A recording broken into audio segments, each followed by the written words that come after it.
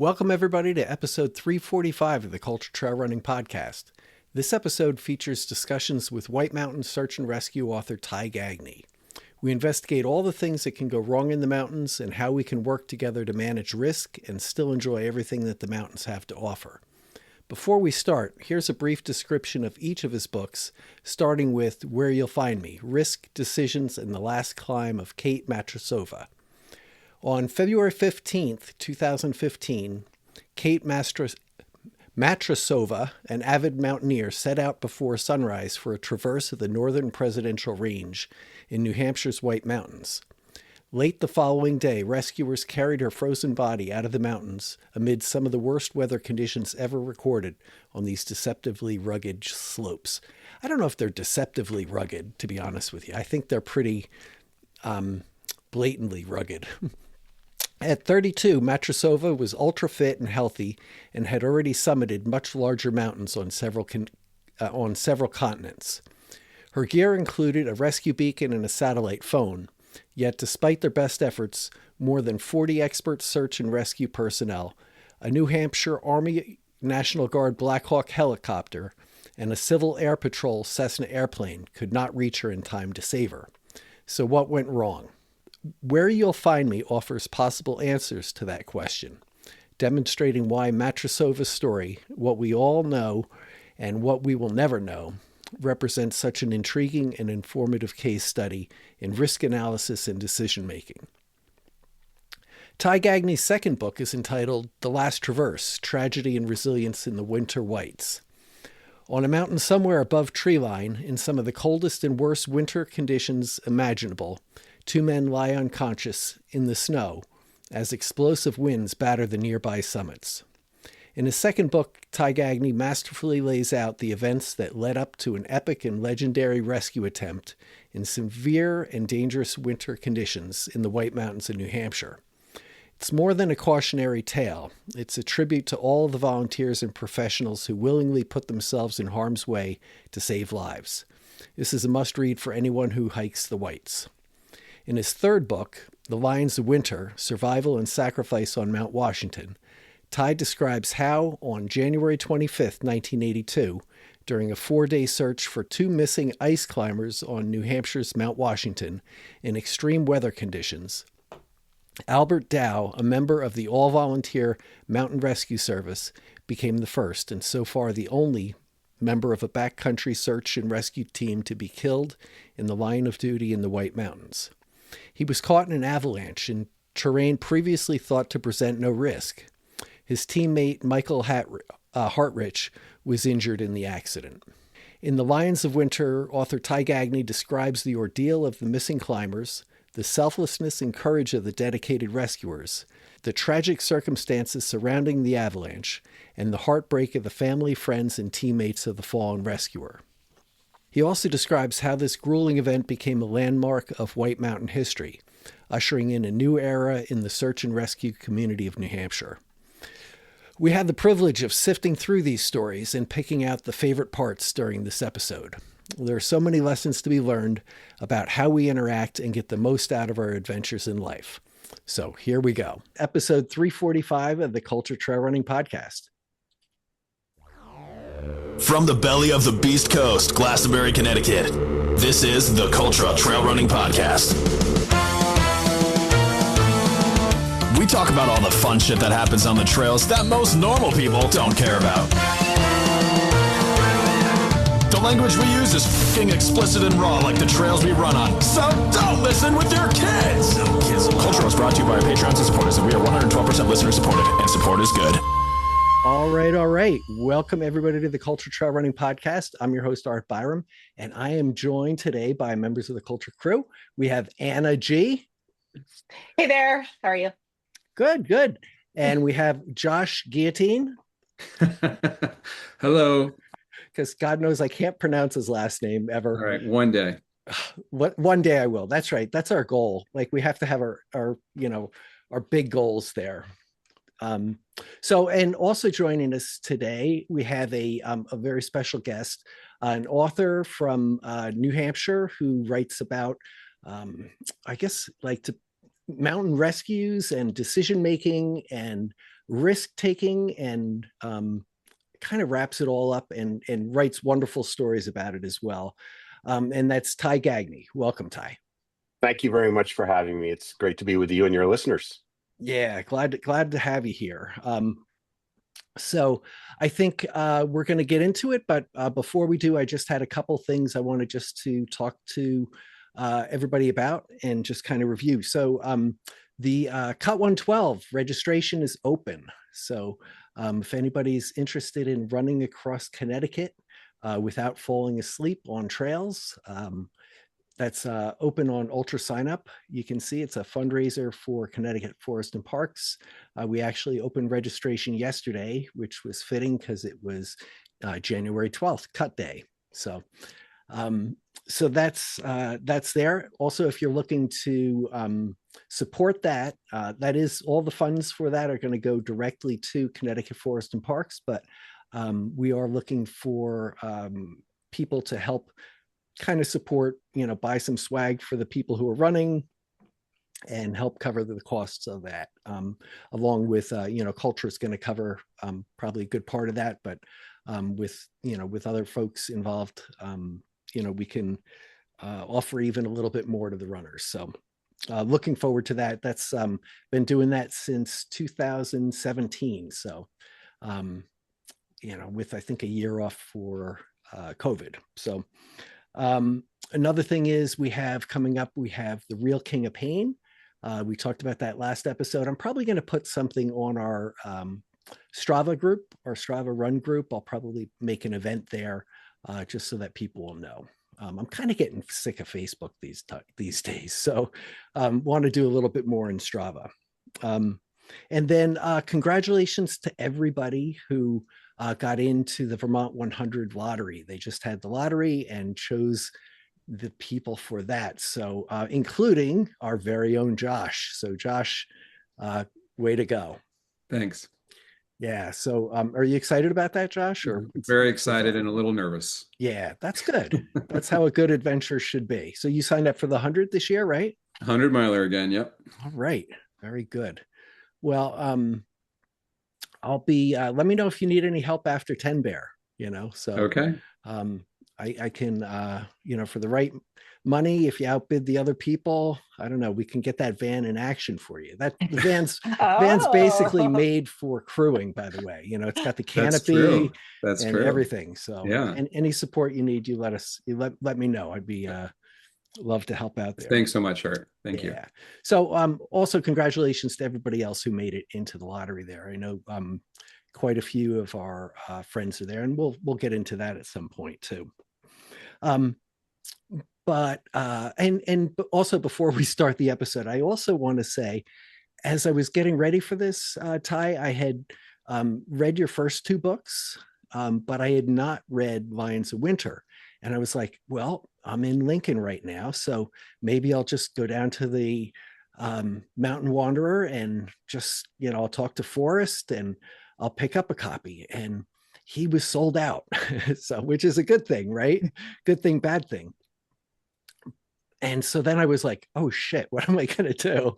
Because I have to, I wanted to read it anyway, but I definitely wanted to read it before I had it, before we met. And nice thing that Forrest did, he said, listen, I'm going to have the books in a couple days, but until then, why don't you borrow my personal copy? So he gave me his personal copy of the book. So thank you to Forrest at the Mountain Wanderer.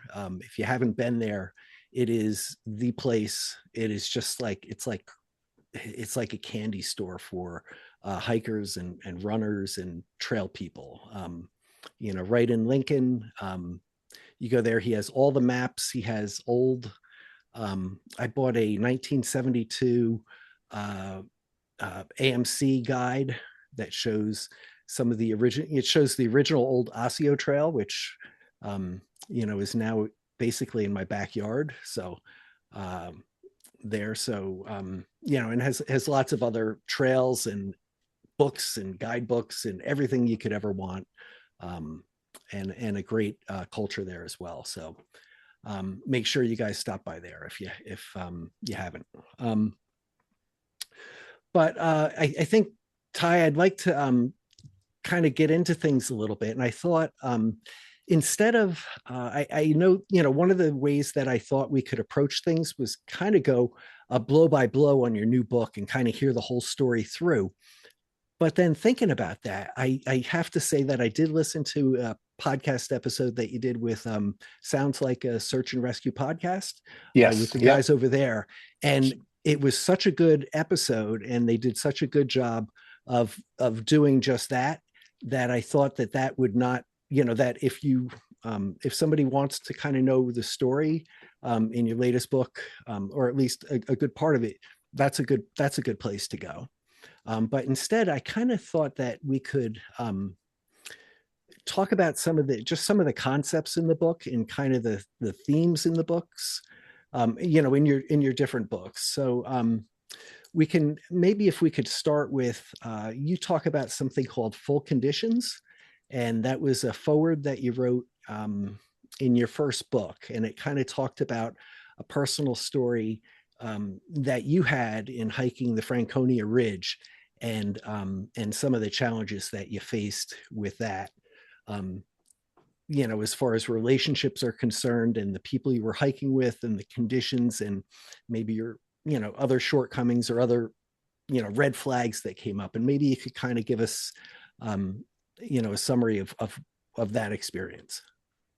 Sure. In February 2008, I was invited to do a winter traverse of the Franconia Ridge with two people who I didn't know, let alone hadn't hiked with before. And it was a full conditions type weather day, high winds, low visibility, some blowing snow, some good wind chill. And I went without really thinking about what I was signing on to. My hiking and climbing partner and mentor was not there. This is a person that I have a really strong chemistry with in the backcountry through years of getting out there together. But I didn't have that in this case, but I jumped at the chance because I had not been out a lot that winter because of some work and family demands. And so it was just a spontaneous, reactive, emotional decision to go. And I thought I was dialed in. I've been up there before in really bad weather, but I was with the person I trusted and could be candid with, and he could be candid with me. But that was missing that day. And so the further we got toward Franconia Notch, the more uncomfortable I was getting, because we were getting the winds, the snow was drifting over the interstate. You pull into the parking lot, it's empty.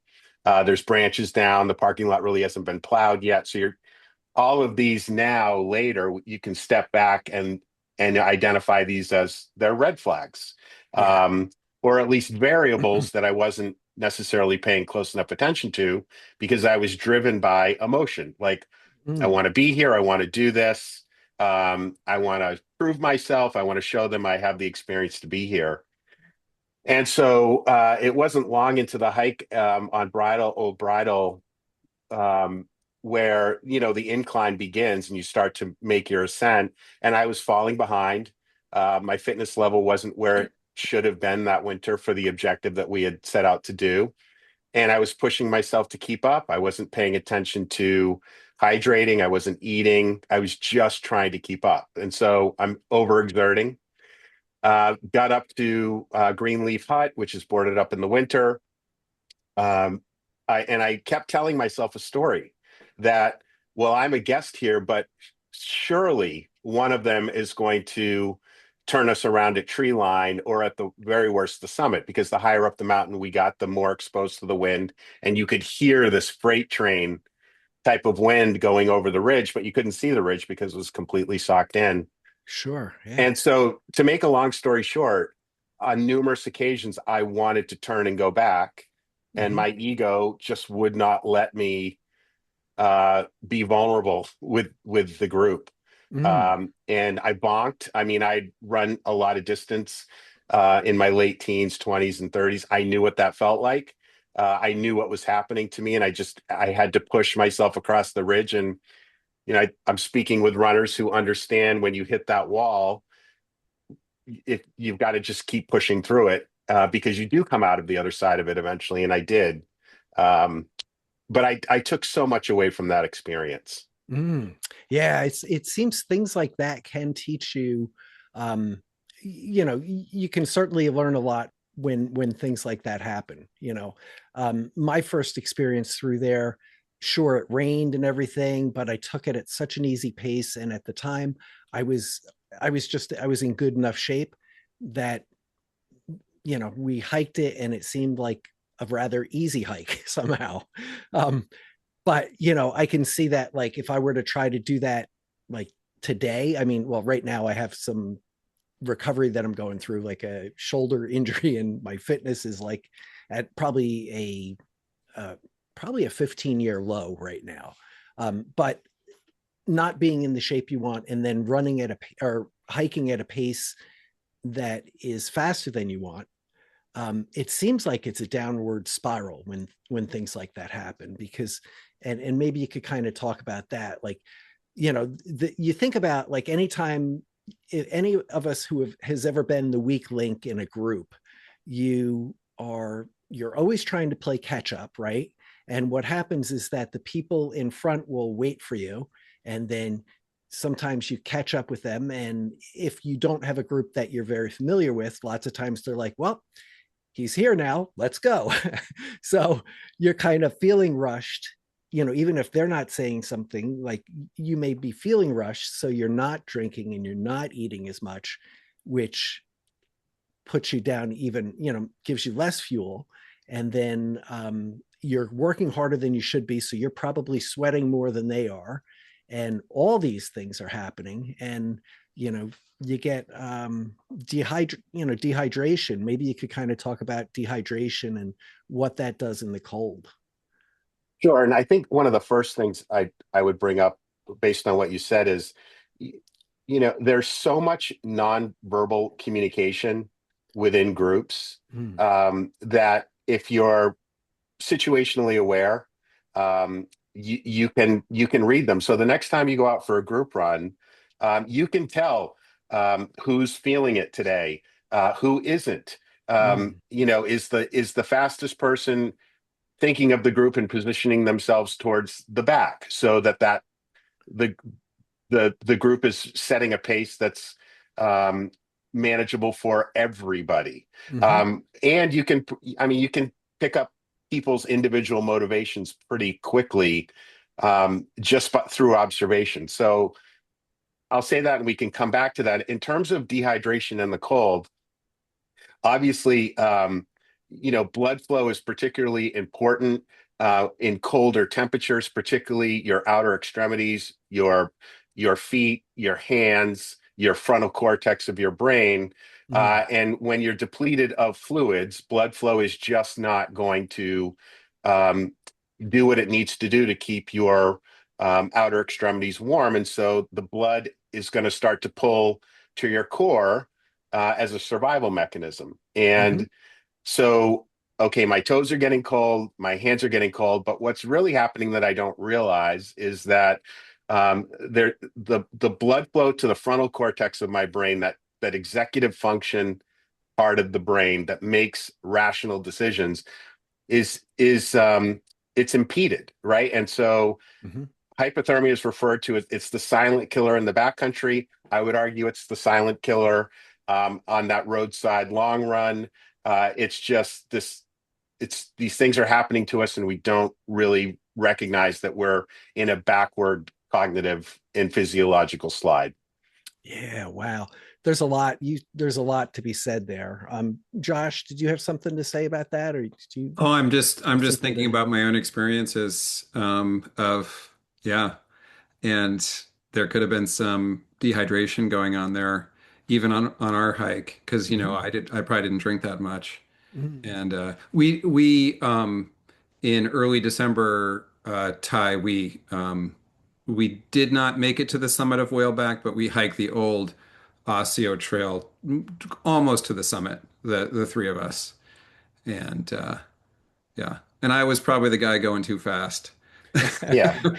I Yeah, no no, argument there, right? No, I think you were a very kind and Guilty. benevolent leader there, though, Josh. You know, and I had no problem complaining and letting you know. yeah. So No, No, but and I Can think, I, oh, go ahead, I'm just going please. to say I really appreciate, and I know that you've written about this in your books, but the nonverbal communication in groups, as you're saying, it's so true. There's so much that's communicated without a word said. Yeah, mm. yeah. I Anna, was going yeah. to just ask, you mentioned that you learned a lot from your experience, Ty, in 2008. And I was curious if you learned, you realized what you had learned immediately afterwards, or if it took some additional experiences to kind of germinate, because I almost feel like you need to have experience both the person in front and the person in back for it all to really like coalesce into a deep understanding of what what it means to be part of a group. I just I'm speaking sort of from my own experience where at one point, which is not common, I was sort of in front and I knew everything was fine with the person in back of me, but then I was in back and I felt like I was in back and I thought, oh, I that other time when I was in front, I really should have been more aware. Hmm. And it took those two experiences to really make me realize what is sort of my ideal way of acting in that in those scenarios. Mm. So Yeah, and I think whether it's hiking or it's running, you get into that flow state, right? So it's almost like you forget you're with anybody at times just because you get to that kind of awesome place. But in terms of the learning that came from it and when that took place, I'll make 2 points to this. The learning was individual through self-reflection because at the end of that hike, we didn't debrief, um, didn't really talk about it. We kind of went our separate. I went my separate way from them. Um, After they dropped me off at the house, I didn't see one of them again for 10 years later, which is a whole other story. But what was happening and why these books do have a thread through them, one of the reasons is that a week after that experience, um, two hikers from New Hampshire, Fred Fredrickson and James Osborne, attempted to do the same traverse in the opposite direction, got benighted up there, not prepared to be there.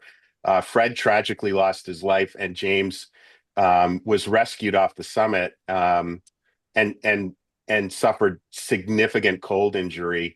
But I got home from that hike on a Sunday or on Saturday afternoon. My wife's home, my kids are young.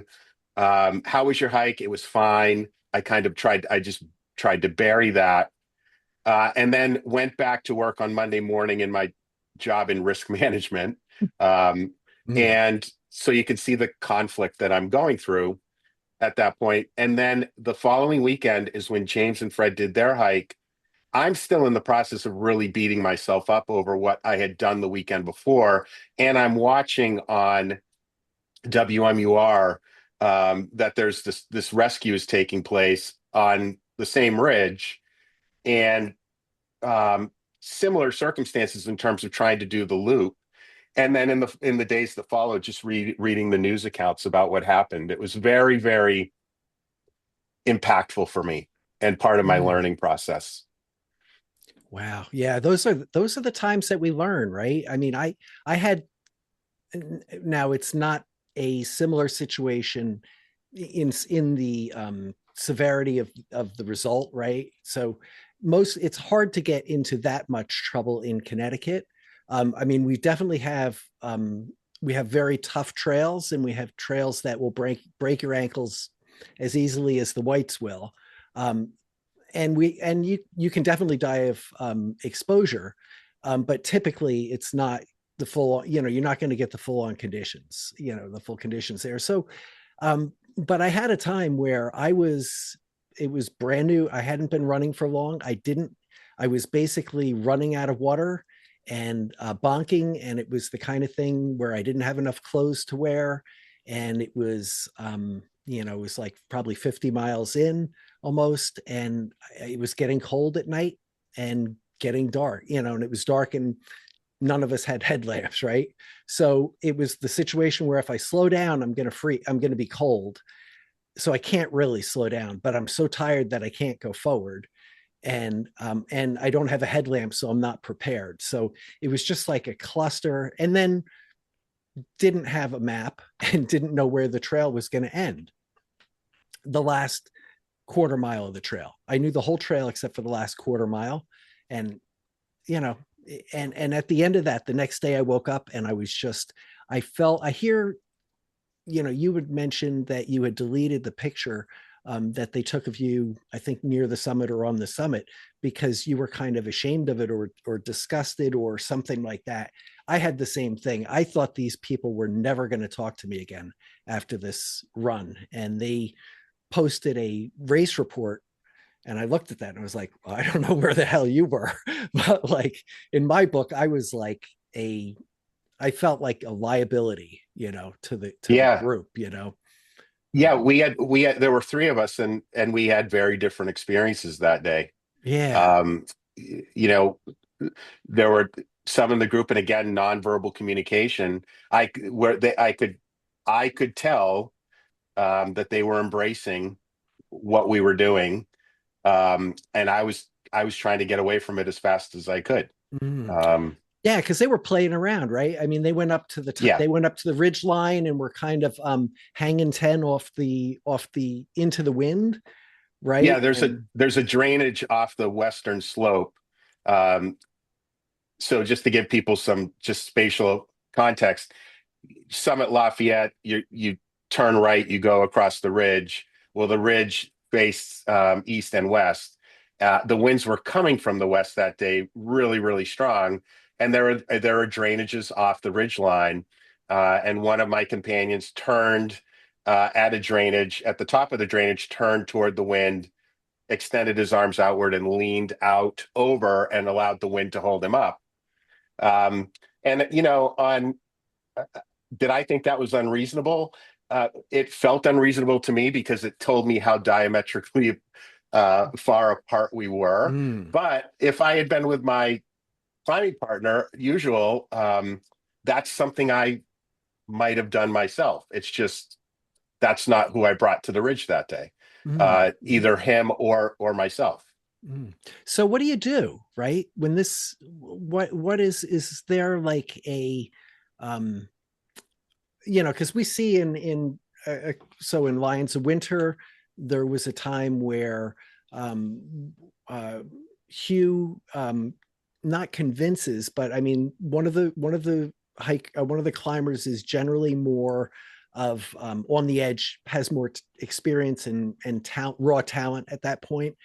The other one also is a little bit um, more nervous or scared to put himself into these high stress situations. And there's this dynamic that's set up between them where one typically defers to the other and not lets him get talked into. Because I mean, everybody ultimately is making their own decisions, but lets himself get talked into doing things, or, you know, and typically with no consequences to that.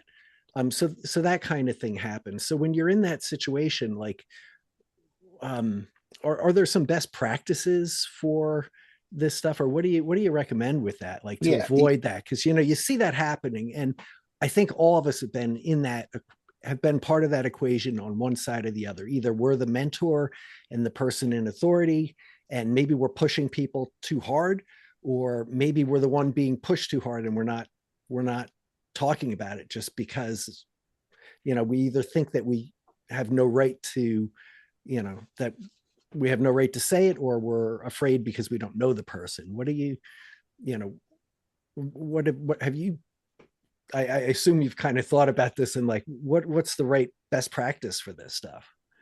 I think it's recognizing that in a group we're going to have different varying levels of fitness, varying levels of experience, expertise, um, different motivations for Mm-hmm. being there. Um, we're all dealing with something outside of this group that we're coming into, Mm-hmm. and then we have perceptions of the group that we're entering, right? So Mm-hmm. I think it just really behooves, to me, it starts with leadership. It's the convener of the group, and really trying to set a tone ahead of time of, you know, what is our purpose? why are we here? What are we trying to do? Mm. Here is what the stated goal is for this particular outing. Um, and just trying to bring as much clarity to what we're all about to do as we can. And then I think when leaders can be vulnerable, um, that really helps to set a tone of, oh, it's okay. This is a safe space where it's okay for me to maybe not be the strongest runner, or if I am feeling like the pace is too high, that I can just ask us to dial it back a little bit without feeling like I'm going to Mm. be judged or criticized.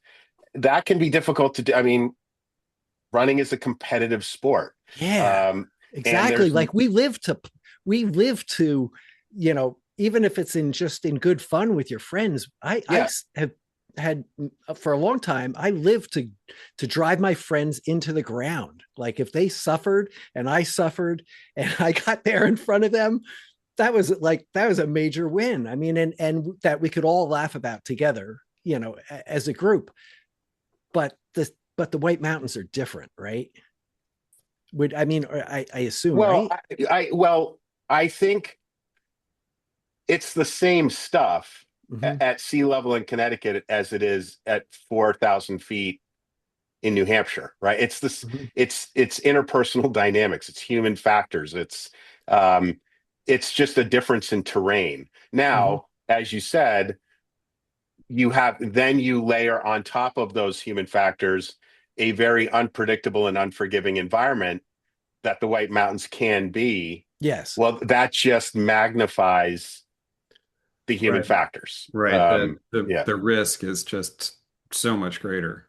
Yeah. Yep. Yeah. Because we do have like, okay, no drop runs, right? And that's great, or runs where we say in the beginning you might kind of get a feel for like, okay, who's going fast, who's going slow, or whatever. The first mile's kind of easy, but then it kind of naturally breaks into its groups, and everybody kind of finds their place, and no harm, no foul. Um, but it can be, again, most of the time it's little consequence. If I have to walk back on a road run, I have to walk back, Yeah. and I'm probably not going to freeze to death. I could hitchhike if I had to, but um, But if you felt like you were not seen mm-hmm. and you just felt so far behind that, wow, what's the group thinking today? You might be Mm-hmm. walking back feeling um a little bit disconnected from that group. Like what's Yes. happening? But I also think it's as important what happens outside of that group activity as what happens at the group activity. So how do you communicate with each other outside of the run?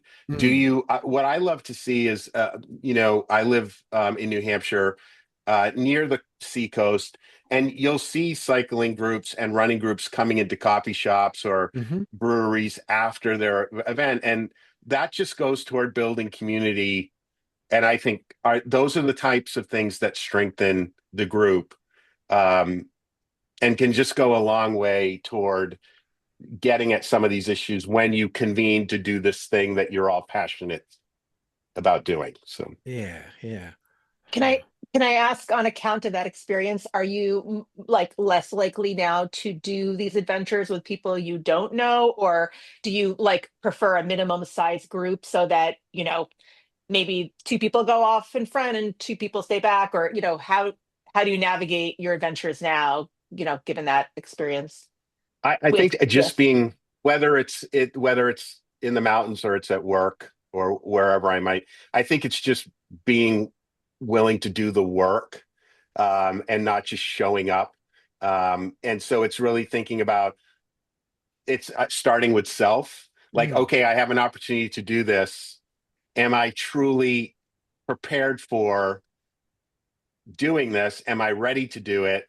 And then thinking about the people that I'm going to be going with. What is my relationship with them? Are they approachable? What is the gap in experience level or expertise? And just asking, doing that inventory, self Mm-hmm. inventory, and then Mhm. observations about the team in general. And then obviously it's the human side, but then it's also, where is this all going to play out, and really thinking about that ahead of time. I mean, Mm-hmm. I'm in risk management, but I I believe risk taking is important. I think it's an important part of growth, building experience, expertise, wisdom, in particular. So I don't come from a place of risk management means no. Risk Mm-hmm. management means don't do, never do. Hmm. It's like, okay, I want to do this. Well, let's identify the risks I can manage. Let's identify the risk that can't be managed. And then it comes down to risk tolerance or risk appetite to say, is am I ready to do this, or do I need to spend a little more time doing some work in a particular area so that I can go do that? Mm. Who are the mentors I can reach out to that can help me get where I want to go? Gotcha. Yeah, that's I think that's key. It's kind of it's basically establishing a social contract, right?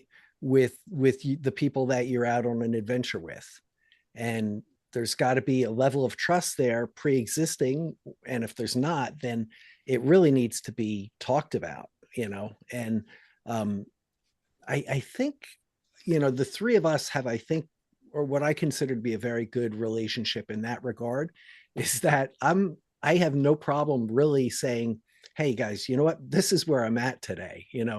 I'm like, whatever, my knee's been, I hurt my knee yesterday. So we're going to try to get up to isolation. And I don't know. And this is like a true story. I hurt my knee on Jackson night before. We're going to try to go to isolation up over Boot Spur, and I don't know how it's going to go, but you know what, we're going to give it a shot. And it was a rough day to start with, and then getting towards the top of that, all of a sudden my knee is really not going to work. So then it was I have no hesitation to let them know. They all recognized it, and then each of us was willing to sacrifice whatever we had to make the best choice for all of us. I felt Mhm. like if I said, listen, I need both of you to hold my hands as I whatever as I go back down, or as we do something else. But we had good alternates planned out. Josh came up with the idea, hey, listen, instead of going back down Boot Spur, or a different trail, why not go up to the top of Washington? It's shorter and it's going up, which is always, in a lot of cases, is always better, when the weather's good, on knees certainly. And we did that, and Anna joined me to do that. We were going to catch the free shuttle. It wasn't a free shuttle. I Thanks, lied about the Josh. shuttle. He lied about the shuttle. And Josh went on to do his isolation, and then we all met at the end, and it was, and it was a good time was had by all. So but it was, I think for me to try to hide the fact, like I did on that first run that I talked about before, I tried to hide the fact that I was out of water and that I was out of fuel. And it was bad. You can't hide that for too long. um, so I don't know. I think establishing that social contract is important in a lot of ways. I constantly see that coming up between people running races and race directors and race management, where they're going to a race expecting certain things, and maybe that's part of the deal and maybe it's not, right? Like, and then also with it seems to be weaved into always a topic in New Hampshire with search and rescue, right? How much do they owe us, or how much should we be able to, some people have the opinion that, oh, I'll just pick up my phone and call 911 and they'll send a Black Hawk Uber and they'll pick me up and everything will be fine, and we know that not to be the case. um, they have probably an opinion of, listen, we're going to warn you about it before you go in. You should be aware of the dangers and then be prepared to get yourself out. And if you really can't do any of that, and you really put forth the best, they want you to at least give yourself a good shot to do it, which is seems like a very balanced, in my opinion, a very reasonable and balanced, approach. So, Mhm. um, I, but I want oh, to go get a ahead. question in. Yeah, please. Ty, when you had that experience in 2008, um, your first book, or what I consider your first book, This Is Where You Find Me. I don't know if there are shorter stories that you've written, and I think I've heard that, but I haven't read them. Um, so when you had that experience in 2008, and then, that week later, that tragedy happened on the Ridge, did that, had you been thinking about writing? Had you started writing, This Is Where You Find Me before that happened? No, I didn't start writing Where You'll Find Me until 2017, but I had Okay. written an essay about the Franconia Ridge experience, I think in 2016 for the AMC's Appalachia Journal, Mm. Yeah. and I just felt it was an important uh, component to Where You'll Find Me because I was going to be writing about somebody else's decision making um, in the mountains that ended tragically. I was committed to being very transparent about owning my own Okay. uh, Yeah. um, situation that I got myself into, and so Mm. that's why I made a few tweaks from the Appalachia article, but definitely wanted to start out Where You'll Find Me with that, and then The Last Traverse was a natural progression because that story had stayed with me for since it had happened. Yeah. I yeah, Can understand. I can understand that. Yeah. I mean, yeah, you had been there the week before, right? I mean, right, right. if things had gone, I'm curious about if you have a take on kind of like you said, the risks you can control and the risks you can't. Um, do you think of that in the realm of luck at all? Does, I think there was certainly a degree of luck for me because I did get to that point on the ridge where I just didn't think. I mean, I was getting, and this is a running audience. I was getting those cramps that start in the thighs and just Mm. work their way up. And again, I was dehydrated and I hadn't eaten a thing, um, and I knew what was happening to me, and I leaned on suffering the suffering I had done running at a different point in my life, leaning on that past experience to get me through my current situation. Um, but I knew that if I stopped on the ridge, we know what that's like. You stop in that situation, then you start running again or start moving. It's really, really difficult to do. And so it was one of those, I just, uh, I was grinding it out just to Hmm. yeah. get across the ridge. Um, yeah, so that was, I hope I Mm. answered the question. And you went down Falling Waters on that Yep, route? Yeah. yep. Yeah. And I was pretty happy. Yeah, and also just I've been really open about this and talking with groups. I was rewriting the narrative on the way down. That was awesome. I Oh, just Wow. I went across the ridge line in full conditions. That was so cool. And Hmm. that's, we do one of three things. We bury it, Mm. or we point fingers, or we actually take the time to self-reflect. And so I think in some ways that rewriting of the narrative was burying it. I never blamed the people I was with because I knew the responsibility I brought to that situation. And I really started my self-reflection when I got home, where it was warm, and I'm with my family, and recognizing the level of responsibility I have there. yeah. Um, Yeah. yeah. And Wow. you were working in risk management already at that Yes. time. Yes, Yeah. I was. Did Yep. you have a moment of kind of like a delayed panic that hit you at all, or Well, there were times when I lost sight of my companions completely oh on the no? ridge, and I Yeah. just didn't. I I hadn't been on the ridge before. I'd been on Lafayette, I'd been on Haystack, but I hadn't been on the ridge in between them. Okay. And I couldn't see where it was just so socked in. I had no reference of where this ended or what lay in between me and the other side. And I didn't really remember or realize, oh, well, Mount Lincoln is there's another summit to get to in the middle. Mm. And there were points where I'm like, okay, I've lost visual contact, but I'm on a ridge line. So I know I just need to keep following the ridge. And hopefully, there were points where one of them would come back out of the frozen fog, make eye contact, again, nonverbal communication. I felt seen in that moment. And then he turned and kept walking, which was a sense of security. I mean, he was communicating to me, I know you're there. I see you. Mm-hmm. And that reduced fear. And I can't say it was more suffering than fear. Okay. Yeah. Yeah. But post the experience, when you get home and you start to reflect on it, um, like that was a huge risk, right? Yeah. Yeah. Yeah. Yes. Yep.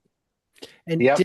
did you take your experience more seriously after you heard about the accident a week later? Like after that happened, did you say, "Oh shit, that maybe it wasn't so cool what happened, and maybe I did come a lot closer than I thought"? Like, did you? Yeah, I got past the, oh, that was so cool pretty Mm. quickly. Hmm. That didn't take long, and so there's this. I'd say by Sunday into Monday into the week, I'm really doing some heavy self-criticism, a lot of Hmm. reflection. The accident the next weekend hits, which just compounds it. Yeah. And so what I've just tried to do with that whole experience is just really use it as a transparent example of how we can get ourselves into these situations, Mm. regardless of where we are. Yeah. I mean, it's very unusual to be able to learn from other people's mistakes, right? And but fortunately, it was so close in time and in description that I could see that, that could definitely make you more aware of it. So um yeah. Did you Um did Oh, Ty, I was just curious. Did you have a sense that after that incident and maybe the one with Kate, that the community who was aware of the incidents, became much more hyper focused on what they bring in their packs, being prepared. I mean, maybe they still go up, but they have more things in their packs just in case. Like, I was just curious if you felt in the community that there was a rise in attention to that. Yeah. So, thank you for the question. As I'm out talking with groups a lot, about these kinds of things like risk taking, decision making, human factors, teamwork, team dynamics. And I have gotten a lot of feedback. You've changed the way I pack and go into the mountains. And Mhm. my response to that is thank you, but um, you took the information and you made a conscious decision to do something with it. So yes, I presented you with information, but you could have just taken that information and thrown it on the bookshelf um, or discarded it. But you took that information, you reflected on it, and you made an intentional decision to pack more gear, mhm. um, and to be more focused on how you communicate in with the people that you go out into the backcountry with. So um, I don't. I'm not going to take credit for those things because again, I think it's the individual reader that's done the work. Mm. Well, I think that's, I mean, I think that you have to take some credit Yeah. for it though. I'm just Yeah, saying. not I not know what quite it. I know Okay. what Yeah. you're saying, because like if lots of people here like, you know what, we should all do exercise and have a better diet. And like nobody does that, right? Except for us, right? Sort of. Well, but I also think I appreciate what you're saying, but I think it's the reader, but also I think credit should be shared and needs to be shared with the members of the search and rescue community and the survivors who were willing to sit with me and talk about their own experiences that did not go as planned toward educating other people, and being willing to be open about and vulnerable with me to share that information with others. So I think it's shared credit Yeah. between the Yeah. reader and those involved in these stories. Yeah.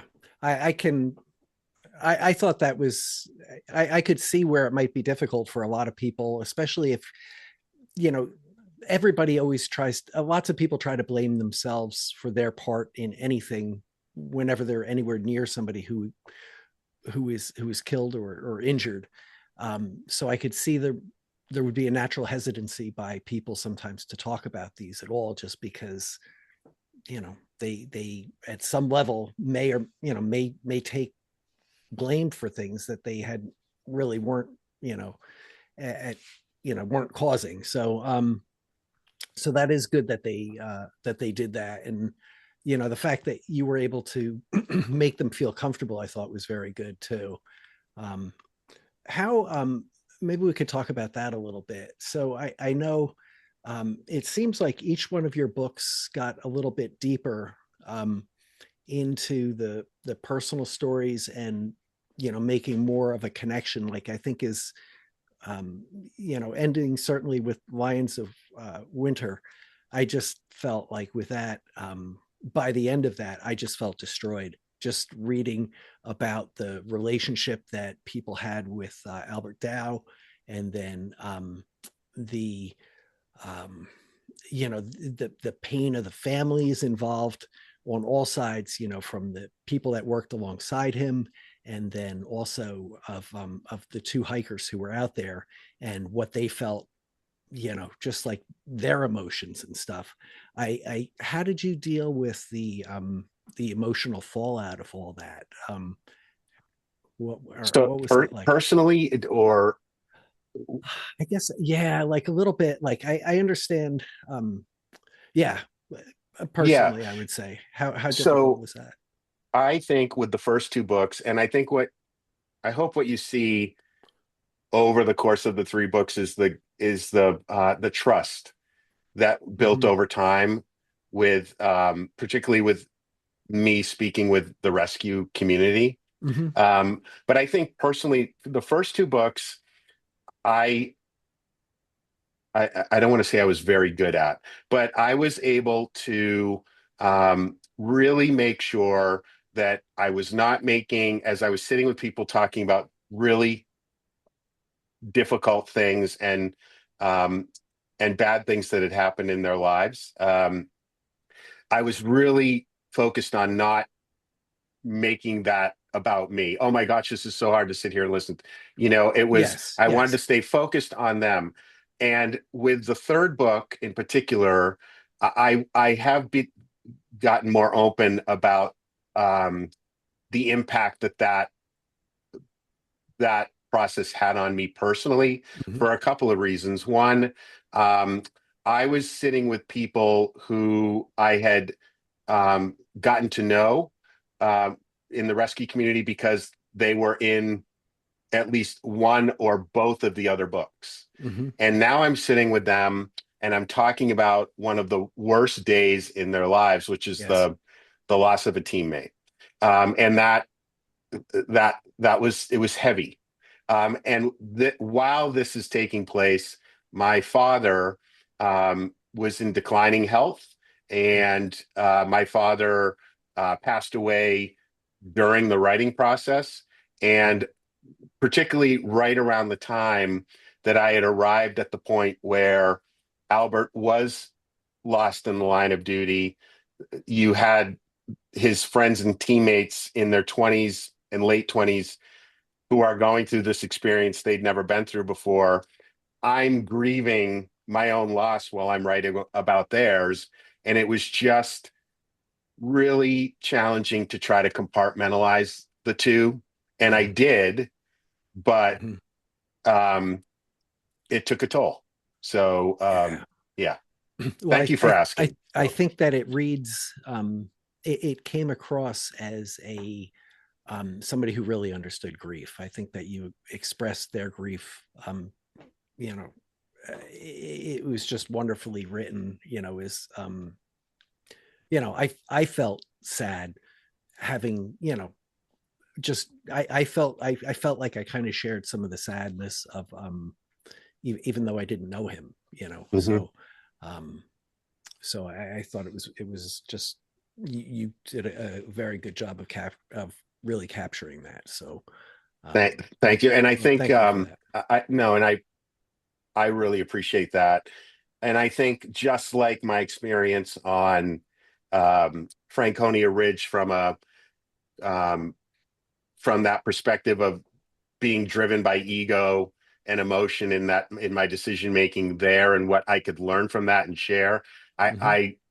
I'm taking this opportunity where I can to talk about. I talk about mental health a lot in Lions, um, but really kind of being open about the fact that this was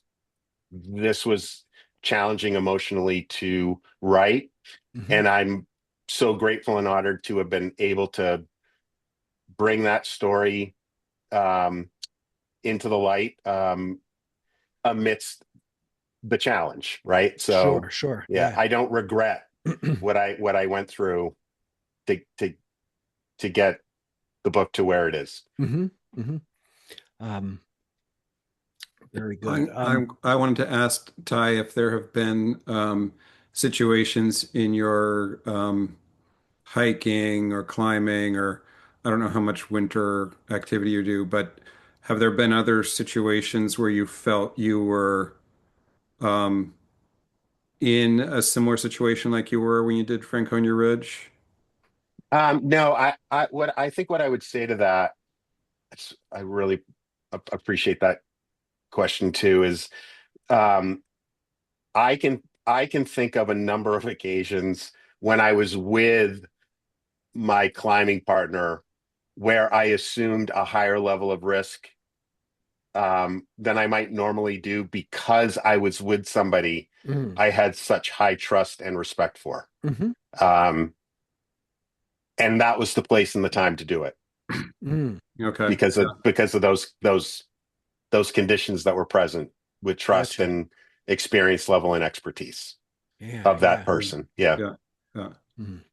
I found reading where you'll find me, Matrosova, Kate Matrosova, as she was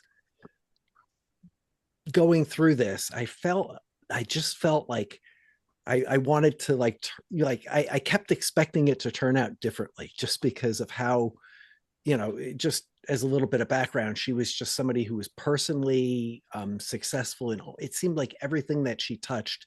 She was on a fast track at work. She had lived in, very bad conditions and had kind of like a just had just kind of clawed her way up, and was like the kind of person that you felt would, like, if you got in her way, she was just going to kick your ass. Like she was just like a real um well accomplished, super confident, but realistic, and she felt confident because she seemed to succeed in everything that she did.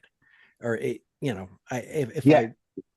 I believe, Yeah. I completely understand what you're saying. And to that, I would say, um, we can be at our most exposed um, when when we have a track record of awesome. Does Yeah. does that make sense? Oh, Uh, 100%. Yeah, yeah. yeah, Like it's the 2000 stock. Every in the year 2000, everybody in the tech bubble, everybody was like, "Oh yeah, I got this thing. It has monkeys throwing darts, and it's a great company, and the stock price has gone up, and I'm sure it's going to go. And aren't I smart? And everybody yeah, was picking winners, so everybody was a stock expert until all of a sudden they weren't.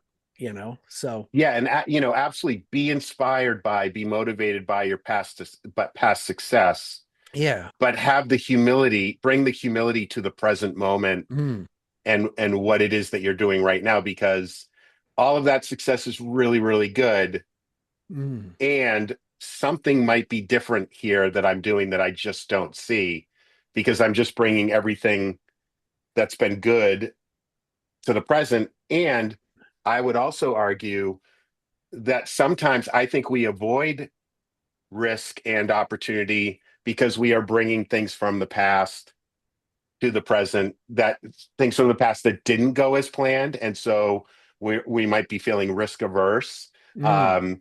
or not willing to take that leap that might be the best thing that could happen for us in terms of growth, and building experience. So it's a double-edged sword. You're saying to take risks, that a lot of people don't take risks and that they should. Is that Well, I think in one I way? think some degree of risk taking is really beneficial. And Sure. I would ask you to think about, if you're not taking the risk, why are you not taking it? Hmm. You might have very good reasons for not doing so, but are you basing that decision purely on the fact that you've had a negative experience in the past? Because Mm. maybe there's something about that negative experience you can bring to the present, apply that, and then bring wisdom and expertise and risk management to what you're doing right now. So I think Yeah. sometimes we just avoid doing things because we're bringing that stuff from the past to the present. And Yes. again, Yeah. yeah, I It can go both ways. it yeah. can. Yeah. Yeah. Yeah. Absolutely. I used to so I used to windsurf quite a bit, and it was always, it was lots of times, when you're windsurfing, if it's like nice weather, you're not going, right? It's got to, like, hurricanes are like what you live for, in New Jersey at least. So or not necessarily hurricanes, but storms and things like that. You want to catch the edge of weather. So lots of times, I had to be very careful about whether it was, not to do different things, not to try too many new things at once, going to a place you hadn't been before, going when it's alone, when you're alone, going with a new piece of equipment, going with, a new wetsuit or something like that. Because any one of those little things, like, a zipper pops on your wetsuit and all of a sudden now, brand new wetsuit, I tried to just snug it up, boop, it zips, and now the thing's wide open and I'm a half mile offshore. Um, that's fine if I'm in Sandy Hook where I knew how to sail and I knew what the place was. But I go to a place I haven't been before, and maybe that's a bigger deal, or it's an extra cold day. So I tried to limit the number of variables that I threw into there, because otherwise, you watch, if a whole bunch of things, they don't, climbing to the top of Huntington, if they had decided let's not go to Washington, they could have gone to the escape route and popped down, probably, or maybe, and everything might have turned out differently. Or all of a sudden, if he hadn't lost his glove, or you know if they had decided not to go to Madison Hut, from where they were. They were in the Great Gulf. Yeah, Yeah. from the Yeah. Great Gulf. So, Yeah. all these decisions kind of stack up, and it's something, because you always hear about this in anything, like whether it's a battle or whether it's a sporting event, you hear about, if we hadn't made, this call against us or whatever. So it's always kind of it seems like it's always it's just interesting how the decisions that are made and why people make them. And maybe you could talk about Kate's decision making, and what her skills were, and kind of what might have thrown her off. Well, I think, as you said, with Kate, just a really impressive track record of success in business, in her personal life, and had some experiences in the mountains, all over the world. She's trying to do the 7 summits. Mhm. Had come up to train really with an eye toward Mount Everest. And what I try to share with people, is that backcountry experiences do not necessarily equate to having backcountry experience, right?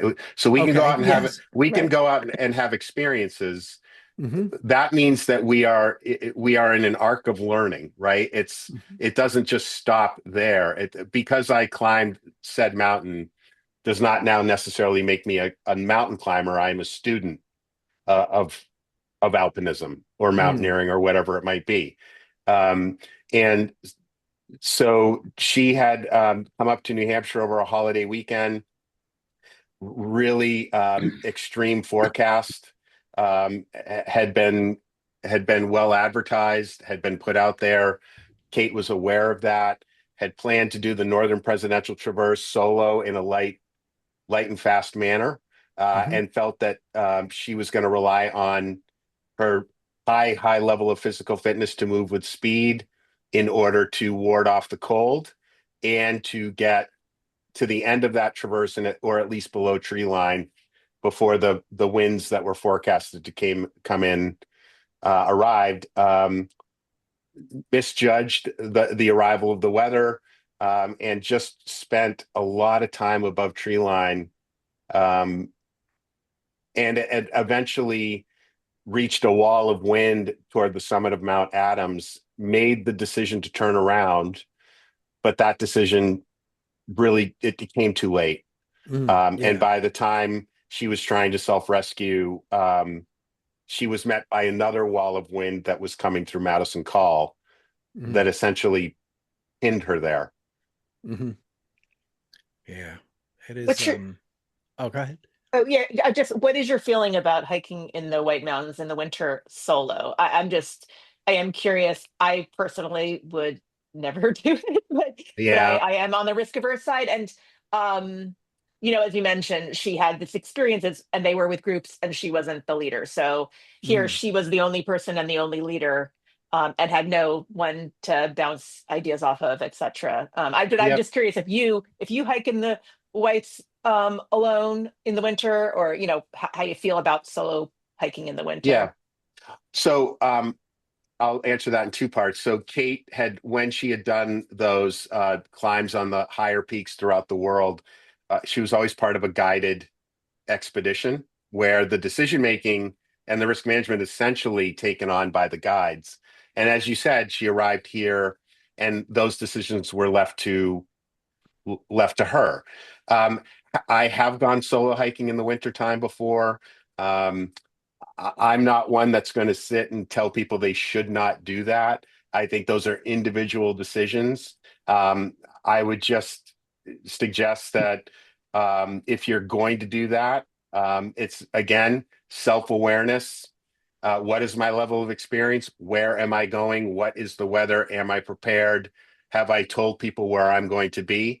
Um, could I bring somebody else?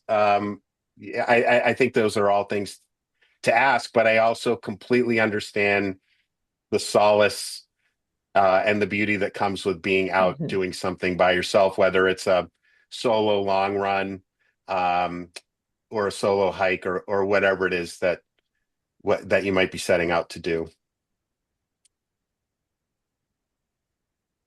um, I'm gonna jump in. yeah. Just for us to know you a little bit better, I'm a curious.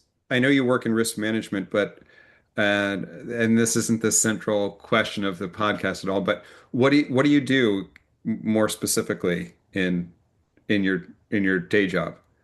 So I'm the chief executive officer of a public entity risk pool. So it provides, if you think of property casualty coverage, property liability, workers' compensation. Um, the organization I work for um, provides those coverages to school, municipal, and county governments and special districts throughout the state of New Hampshire. It's governed by statute.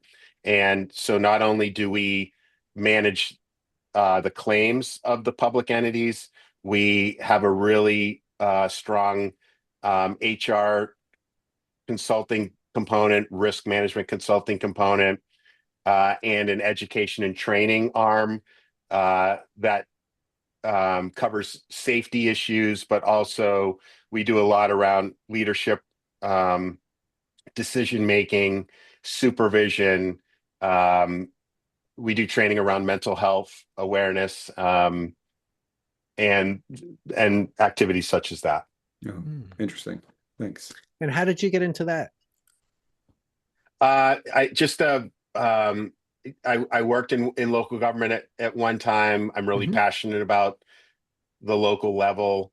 I think that's where a lot of really good work gets done for communities. And again, I've always been fascinated by risk, and was just drawn. I started there as a risk management consultant, going out and helping members identify, manage, and mitigate risk, and just fell in love with the mission and worked my way up through the organization and work with just a fantastic team. And love our mission, love who we serve, public servants. It's really meaningful. Gotcha. Huh. I don't mean to make you brag about yourself, but what do you think makes someone good at thinking about risk? Like, what characteristics or skills make someone good at thinking about risk? If you can answer that. I think maybe go ahead. Oh, and just part two of that question is, how can people in their day-to-day lives practice, thinking about risk in a productive way? Like, just in one's sort of general life, is there anything one can do to sort of better, to improve their sort of thinking about risk if they were to be up in the White Mountains in trouble, making decisions and that kind of thing? So sorry, that was sort of a two-part thing, but. Yeah, and if I don't answer all of it, please come back at me with the follow-up. But the third part. Yeah, no, I think it's having a recognition of the fact that we are surrounded by risk. It's when we drive a car, when we go for a walk, when we go for a run, when we stand on a chair in our kitchen to get a bowl off of a high shelf. When we have a conversation with somebody we really care about, there's can be some risk associated with that, or people that we don't know. And so it's really, for me, it's really having a curiosity for it, and also just through age, recognizing the fact that I had a pretty big risk appetite when I was younger. Which I think a lot of us do, that sense of immortality, and really just reflecting a lot on that. I think the work that I do magnifies it. Writing about it magnifies it. So I think it's really, for the listener, it's stepping back and asking yourself, what is it that I do or that's around me that I don't have complete information on, which is probably just about everything, because absent total information or knowledge, there is uncertainty. And another word for uncertainty is risk. And if you just think about it through that lens, then you can start to think about how do I go about maybe managing those risks better than I do now, because I might not be managing them at all. Maybe I run without a vest. Maybe I text while I drive. It's there for the reflecting. Yeah, I mean, definitely people have to, you have to risk, because like a lot of people these days would have you not risk at all. Like, send, if you want to set people off, tell your kid to go out and climb a tree in your yard, right? And all of a sudden cars will be pulling over and telling you, what, get him the hell out of that tree. What, what are they doing? And I think about a couple of things, and Anna, please, I don't know if I answered the question, but I think, if we look at the pandemic, which was all about risk management, and coming out of the pandemic, I think we see a couple of things happening.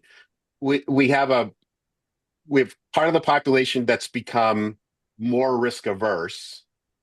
And then you have another part of the population that's like, wow, perspective. Life is fragile. I am going to go out and get as much out of the time I have left as I possibly can.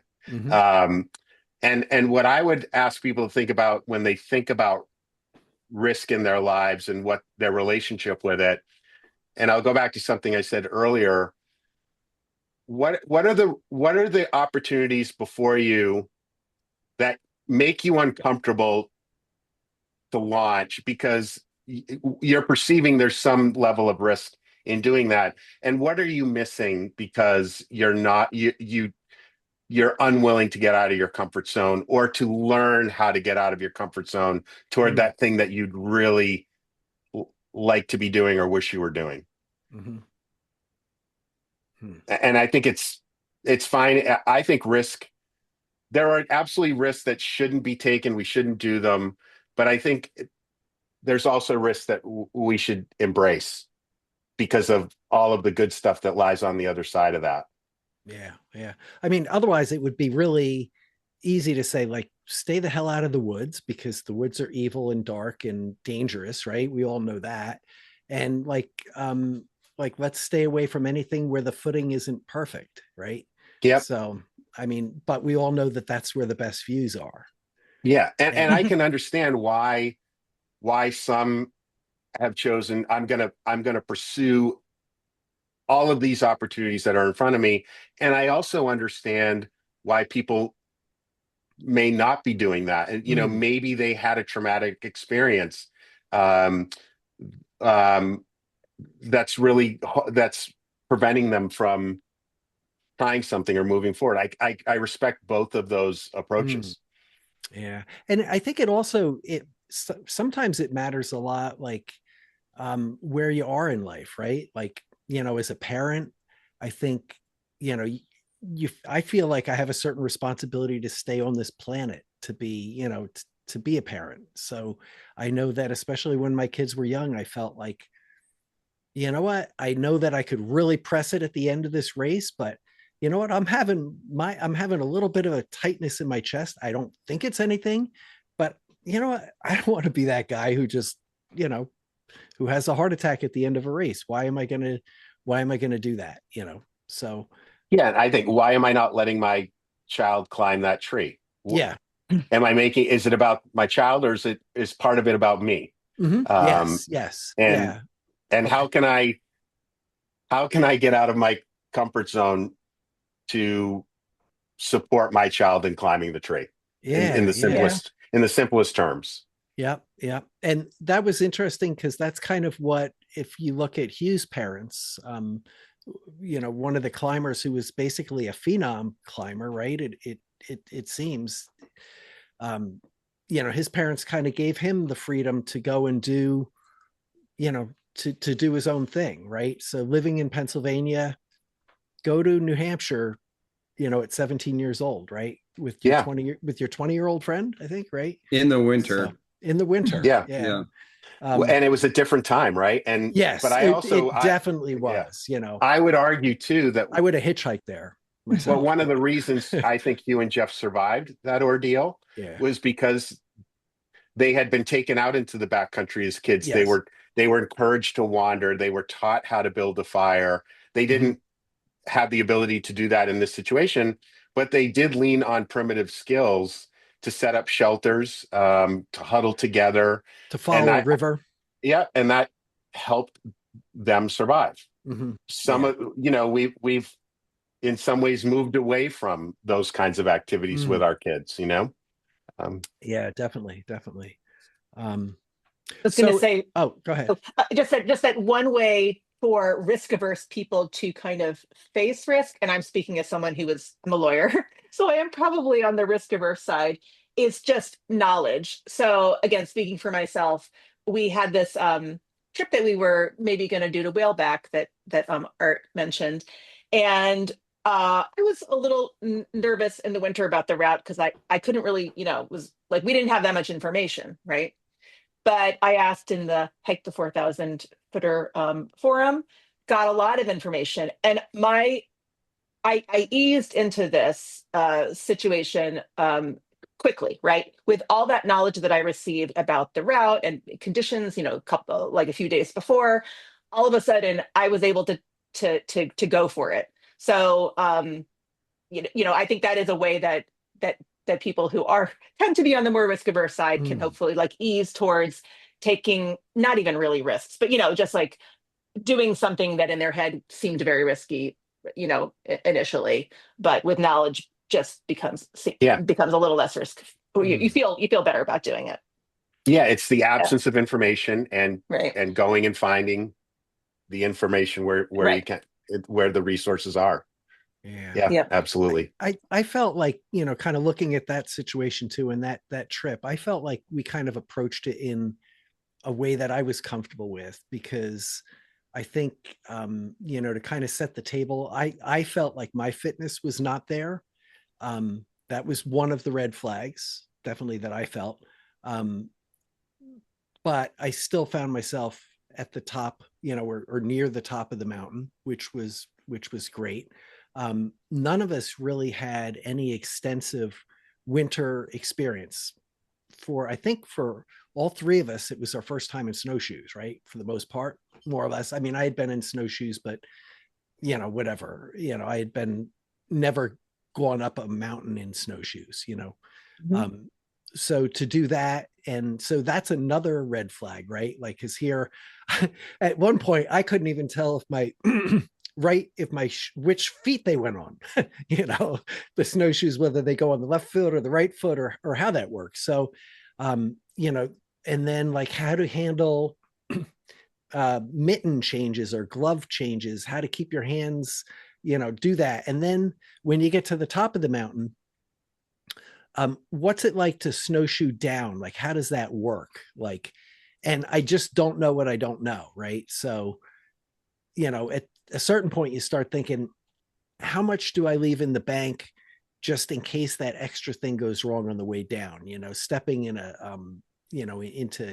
into traps and things like that, and all these other things that I really have no concept of. So it probably, in a sense, it probably wasn't the best choice for a first time experience. But I think going into it with eyes wide open, understanding that, I was ready to pull the plug earlier than I might have been if it had been Lincoln Lafayette, or if it had been Pierce, right? Where like everybody and their brother's going to go up there, for a winter hike. So, Yeah, I that makes me think about a couple of things. One, going out and buying a cook stove or a portable bivy or a mhm. GPS, that does not mean you're managing risk. Yes. That's the Mhm. first step. You've identified Yeah. that an opportunity to manage it or mitigate it. Mhm. But the next step is familiarizing myself with it, using it, developing some competency around the use of that tool, Mhm. and also um, trying to find conditions that are challenging, whether it's in your backyard or a little out in the woods or on a local hike, where you can go out and actually try to use those things, as you said, without Shakeout. gloves on or when Yeah. it's cold, because I think you don't want the first time you're using it is you don't want that to be when it's hitting the fan. Yes. Yeah. Because I'll go back to Anna, that question that you said about decision making when things go wrong in the mountains. I would kind of liken it to, if you think of we've all seen a spider's web and we've watched an insect fly into it. And all of a sudden it becomes completely entangled and Mhm. trapped. I would liken that a lot to when things go wrong in the mountains. It's about recognizing the situation you're in, and it's easier to say this than do it, but it's not panicking and Mhm. compounding the problem and Mhm. becoming more entwined in the web that is going to just get more and more difficult to untangle from, the longer that you're emotional. So Mhm. it's trying to have a recognition of what is the situation that I'm dealing with, and what do I need to do right now, Mm. um, to try to lessen the risk that I find myself in. Great. Yeah. Yeah. That's I think you hit a lot of great things there. Especially the idea of thinking that we know, thinking that we may have some competency in some things because we have certain pieces of equipment, or we might know things, right? So, I think we had mentioned this. There's a couple episodes ago, we mentioned To Build a Fire by Jack London, right? And it's a story about a guy out deep in the Yukon, and he got out and it was 75 degrees below zero, right? And he knows that it's 75 degrees below zero or thereabouts because of how his spit freezes and things like that. But he doesn't have the sense to know that because it's 75 degrees below zero, that there's no way he should be out trying to travel. First of all, red flag, right? First of all, it's 75 degrees below zero. That's a red flag. So he shouldn't be out. Even his dog knows that he shouldn't be out traveling, right? And then the other thing is that he's out traveling alone, right? So that's his third red flag. And then, a series of mishaps leads him down. He gets caught in that spider web, right? Like he's out there, it's cold, his hands freezing, all of a sudden, oops, he got in the water, right? And now he's wet, has to build a fire. And he just built one a little bit ago and everything was fine. This time he tries to build one and he almost has it, and thinks that he has everything beaten, and then he doesn't, right? So he kind of falls into the web, and that was a painful story to read too, because It is painful. Oh my gosh, you read it and you're just like, okay, come on, get your act together. Come on, you can, I read the book probably like it's a very short story. I read it probably like 4 times or, 4 times in a row. And each time I'm like dying for him to find a way out of it. Like, cause he's almost close, but he just doesn't quite have the knowledge of the experience. He wasn't experienced out there. He just knew it was cold, but didn't really know what that meant. So. Yeah. And that story's, as you know, and for the listeners, easily accessible online. Yeah. I'll put a link to that. So, so what sort of, what other books do you read? Do you read a lot yourself as a, or? Yeah, I enjoy reading different genres. Right now some of my reading is research based. But yeah, I love to read. I'm reading Surviving Survival by Lawrence Gonzalez, which is if you've read his book Deep Survival, Deep Survival is about those who survive and those who don't and why. And then Surviving Survival is really talking about how do we move forward after that traumatic experience. Oh, gotcha. Yeah. So for those who haven't read any of Ty's books, one thing just to tell you is that you do such a great job of tying in different elements of a book, right, or of the story. It's not only the story, like that's part of it. That's kind of the thing that weaves throughout. But then you'll also get into like hypothermia and get into the medical aspects of that, and then frostbite and what's happening on a detailed level of that, and why you get it, how you prevent it, and all that kind of stuff gets weaved into the stories. And then all the search and rescue techniques and different things like that. You do a great job of that. And then even to the detail of the helicopters and the military aspects of this, from describing how a Huey differs from a Black Hawk in search and rescue, what the visibility is, and what it's like to sit underneath the rotors of that as, when you're on the ground, and, turbulence effects, and, weather, and, the unique weather patterns of the whites, and, all the trails. It's incredible the amount of information that you put together to make for a great story. Christopher McDougall did a bunch of that. I felt in Born to Run. He kind of pulled in different aspects and then weaved it together in his story. And I think you've done that and captured kind of the heart of the search and rescue community. Oh, thank you. Go ahead, please. Oh no, you go. I love the way that you reported on the weather every periodically in the last traverse. Like every time it happened, I just couldn't believe it. Do you know what I mean? So it was so effective just to really ground you in how miserable it must have been. Yeah. -70 wind chill, -95, or whatever, whatever Yeah. it was. Every time I heard it, I was like, oh my gosh. So it was just such an effective device. I loved it. Yeah. Oh, Oh, thanks. And Yeah. I mean, it really comes from a place of respect, for the people involved, for the people that go out and help others.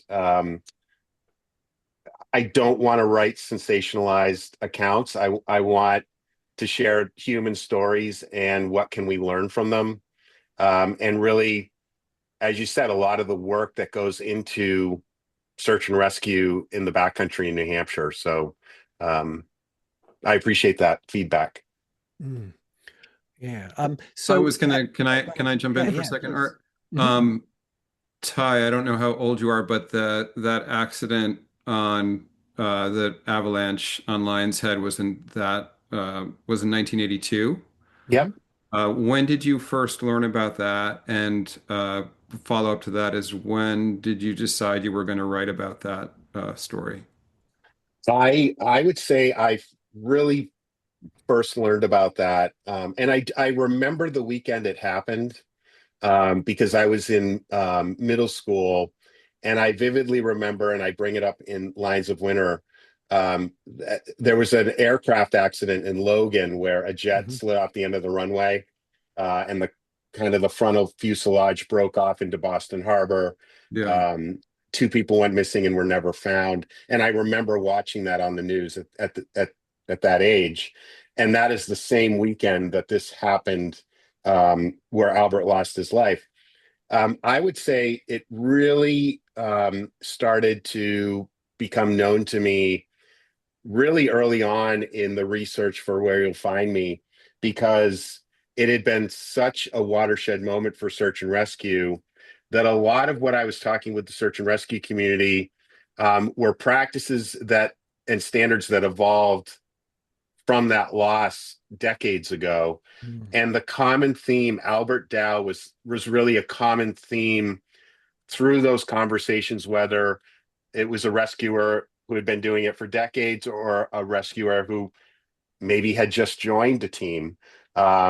His name was just part of the ethos of search and rescue. And so as I learned more about that story, and as I got to know the search and rescue community better, I came to this place where it's a story um, that I wanted to tell in whole. It had been told, a portion of it had been told by Alison Osius in her autobiography of Hugh Herr, which was printed in the 90s and was Hmm. out of print. And then a year after the tragedy in 1983, Yankee Magazine did a two-part story about it. But again, out of print, not accessible unless you really go hunting for it. But I wanted to tell the story from start to finish, in detail. And so that's why I decided to do that. Hmm. Wow. And this is a kind of a random question, again, trying to get to know you a little bit better. Um, did you, uh, when did writing sort of come on your radar? Was it something you thought of when you were younger, or is Y- this? Yeah, so I was really shy in, I would say, elementary through high school. Um, and I can remember my fourth grade teacher, highly creative educator, and really that's when we started to do some writing, and particularly creative writing. Like my mom saved some of that work that I did in fourth uh, grade, which I love her so much for. But I can look back at that and know that, writing for me then at that point was an escape Mhm. from the stress of trying to fit in and having not a lot of confidence on the academic side or the athletic side. And I could disappear. I could put my head down and go to these places. And Mm. so writing was always a passion of mine, but I would say I didn't get serious about it until I started working on the essay, Full Conditions, that ultimately became the prologue. I had really wanted to write a book in my, I'd say, late teens, early 20s, but I mean, I was clueless on that. Mm-hmm.